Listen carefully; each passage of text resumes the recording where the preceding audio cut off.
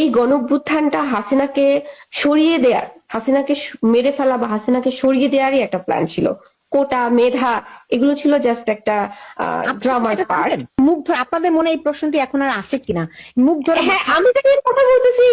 মুগ্ধকে যে গুলি করা হয়েছে, আবু সাইদকে যে গুলি করা হয়েছে, এটা ছিল মেবি মেবি মেটিকুলাস ডিজাইন, মানুষকে ইমোশনালি ব্ল্যাকমেল করা।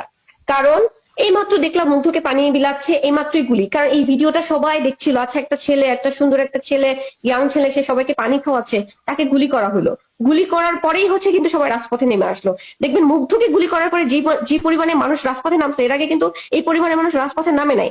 এটা মেটিকুলাস ডিজাইন ছিল। এই গণঅভ্যুত্থানটা হাসিনাকে সরিয়ে দেয়ার, হাসিনাকে মেরে ফেলা বা হাসিনাকে সরিয়ে দেওয়ারই একটা প্ল্যান ছিল। কোটা মেধা এগুলো ছিল জাস্ট একটা আপনি কি ড্রামার সেটা পার্ট। জানতেন? আপনারা কি সেটা জানতেন? আমি জানতাম না।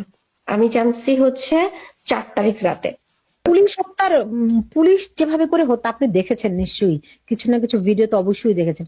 ওগুলো তো কোনো সাধারণ মানুষ, বিক্ষুব্ধ জনতা কিংবা ছাত্ররা অসম্ভব।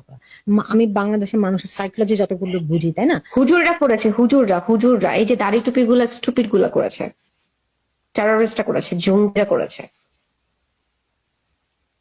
একটু এক্সপ্লেন করতেন যদি। এক্সপ্লেন না করি, আমি আর একটু শিওর হয়ে আরো তথ্যভিত্তিক মানে তথ্যগুলো পাই। এগুলি যতটুকু আমি জেনেছি এগুলি হুজুররা করেছে, যারা কথায় কথায় জবাই করতে চায়, জামাত শিবিররা করেছে, এরা করেছে। যারা এই যে ডাকসু নির্বাচনে জয়যুক্ত হয়েছে, সাদিক কায়েমেদের গ্রুপ করেছে। তখন কি আপনারা ইনস্ট্যান্টলি আপনারা জানতে পেরেছেন নাকি এখন জানছেন? এখন না, আমি আরো অনেক আগে থেকেই জানি। যখন আমি জেনেছি তখন থেকে আমি পদত্যাগের চিন্তা করেছি এবং পদত্যাগ ফাইনালি করেছি। আমি জেনেছি এনসিপি তে যখন সক্রিয় কাজ করতেছিলাম তখন আমি এক এক করে জানতে পেরেছি। এর আগে কিছুই জানতাম না।